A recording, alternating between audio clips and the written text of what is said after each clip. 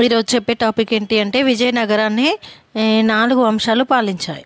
ఆ 4 వంశాలు ఏవి అంటే ఇవి.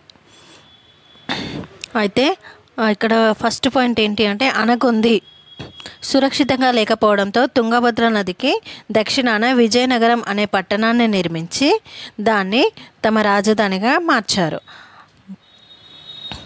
అయితే అదే విజయనగరాన్ని పాలించిన 4 వంశాలు ఏంటి అంటే ఒకటి సంగమ వంశం, సాలువ వంశం, తులువ వంశం, అరవీడు వంశం.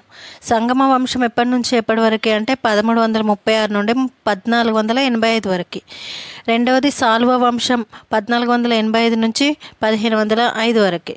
తులువ వంశం 1505 నుంచి 1570 వరకు. అరవీడు వంశం 1570 నుంచి 1646 వరకు. అయితే ఈ విజయనగరంలో ముఖ్యమైన వ్యక్తి ఎవరు అంటే శ్రీకృష్ణదేవరాయలు. ఈ శ్రీకృష్ణదేవరాయలు ఏ వంశానికి చెందినవారో నాకు కామెంట్లో చెప్పండి.